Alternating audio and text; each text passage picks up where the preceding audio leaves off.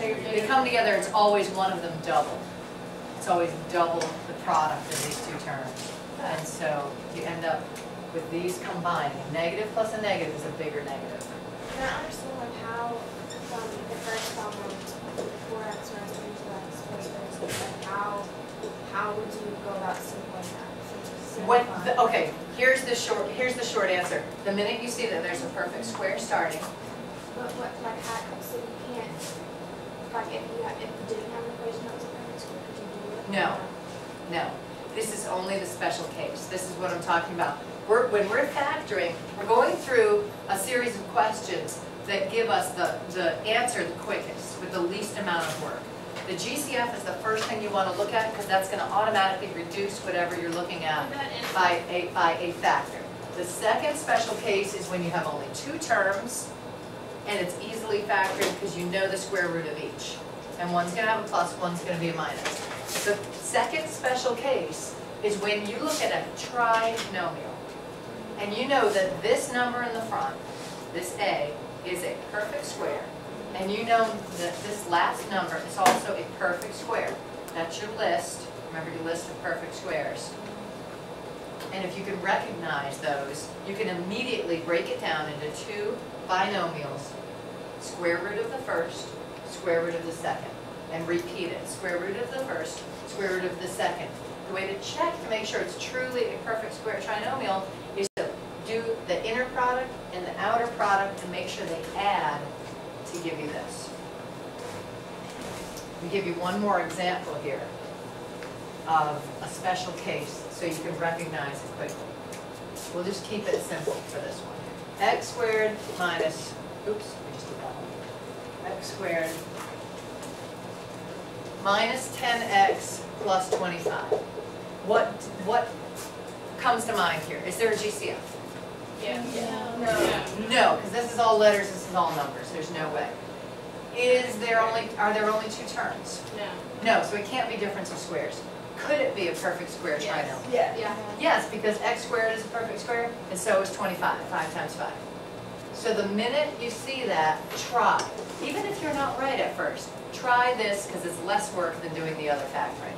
X and x, square root of 25 is 5, put the 5 here, is 5 times x plus 5 times x. Could it be equal to 10x? Yes. Yes. What do my signs have to be to get it to be Negative. negative? I get that one. It's just okay. Is this that? It's the same thing. Even though I might have thrown you with creating a middle term, you're not going to have to create it on the end. It's going to be there. No, I think it's just like there's a number. The square root of 4x squared. Okay. Even if it's a number in a letter, you can take the square root of each and put them next to each other. Is there going to be one like that on the exam? Possibly. Can we do one with a number? Yep. We'll do one more. We'll do one more and see if you can break this one down the same way. Can we do it by ourselves? Yep. Okay. Let's see. 9x squared. I have to do it backward. I have to do first, last, then the middle. So bear with me while I figure this one out. Plus 49. Okay.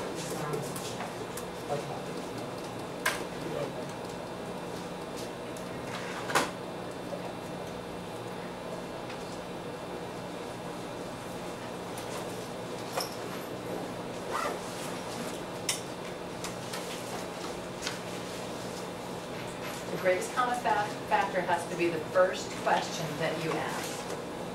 There's no greatest common factor because the only factors of 49 are 7 and 7 and 1 and 49. And these factors are 3 and 3. Are 9 and 49 on the list? Yes. Yes, they are. Did you break it down already? Yeah. Okay. What's the square root of 9x squared? 3x. 3x. So we're going to try that here and here. What's the square root of 49? 7. 7. 7, 7. So that works. Could 21 plus 21 somehow equal 42? Yes. Yes, it could. What do the signs have to be? Negative. Negative, negative. Okay, that's fine. Wait. So you have to get the sign equal to the middle term? Yes. The middle term will always tell you what the sign's going to be. You can rewrite this as 3x minus 7 squared. You have to. You don't have to. But if you see it going the other way and it says multiply and you see this, please understand that this is not 3x squared plus 49. You have to FOIL it. So if you see this, anytime you have more than one term with an exponent on the outside of the parentheses, there is no such thing as distributing an exponent. You have to write it twice and FOIL it. There will be something like that. Will you tell us when the difference is squared? Or No, you have to recognize the situation. will you give us The task will be factor. Wait, but how is it 7 and 7 when 42 is 21 and 21? Because it's 3 times 7 and 3 times 7. Those are the outer products and the inner products. Oh. Are there gonna be any situations where it wouldn't work out? Are there any? Yes, there could be, and if it doesn't work, if the middle term does not work, then that's not an option, and you have to go to Plan B, and you have to have, which is, I'm just about to write. Okay. So now, if none of those work, if you've already taken the GCF out, if necessary, and it's not a special case, then you ask yourself 2 more questions. Does it start with plain old x squared?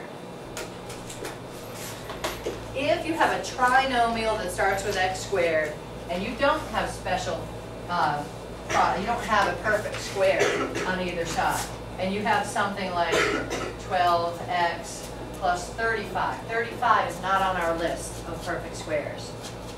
But this is where you say, okay, there's no GCF, it's not a special case, but it does start with plain old x squared. This is when you can just break it down into 2 binomials and try. The first term has to break down as what? X and x. That's the only way you're going to get the x squared. 35, you need 2 numbers that multiply to 35 and add to 12. 5 and 7. It's all pluses, so this is a pretty easy one. This is the guess and check method, but you only have 2 spots to guess at. That's why you don't need the tic-tac-toe method or anything like that. Wait, You're just going to go right into that. How's that Plan B? Because when you do that for This takes a little guesswork. Perfect square, you just automatically put the square root of each. No, There's it's not no a perfect guessing square. involved. This, you may have a number with more than 2 factors. You did And take so that. that's when, yeah, we will. And that's when you need to look at what 2 numbers multiply to this and add up to this. So in the other things, there have to be like this square because they have to be the same number. Yes, yes. Perfect squares will be identical. And so will difference of squares, except one's a plus and one's a minus. All right, so this is your second thing. That's pretty easy, right? Because then you just have 2 numbers to guess at. What about the last case if nothing works at all? Then if it starts with something other than, if it starts with something in front of x squared, then if it's not a special case and you pulled out the GCF, that's when you have to go to this. And this is the most work, so you just save that for last. Save that question for last. Is there gonna be a section on the exam called quadratics or anything? No. It's just gonna be like, are you gonna say factors? Yes. The Okay. task will be factored. The task will be solved using the quadratic equation. And that this is The formula, excuse me. This is the quadratic formula. This is a quadratic equation, and we use the formula which we were about to talk about next to solve it. Which is Sorry, like when did you say you need to use the? When there's something, see the a in front of x squared? I mean any number other than 1. and it's not. If you have any number and it's not a perfect square, that's when you use the tic-tac-toe method. Let me pull one out that's actually going to work in this chapter so we can do that. Are you gonna tell? Do we have to memorize how to do that? Yes. I Mhm. don't remember that. Okay, so we're going to go over it right now. This is okay, 6x squared plus 11x minus 7. 11x minus 7. Okay. First, you've got to ask yourself the questions. Is there a GCF? No. No. Is this a perfect square opportunity? No, and it's not difference of squares because you have 3 terms and not 2. Does it start with plain old x squared? No, unfortunately. We got to do the most work. This is the tic-tac-toe method. You draw your tic-tac-toes here. This is A, this is C, this is the product of A and C. So what goes here in this box? 6. 6, okay. thought you What? said you did the tic-tac-toe when it starts with ax squared. Yes, that means any number Oh. times x squared.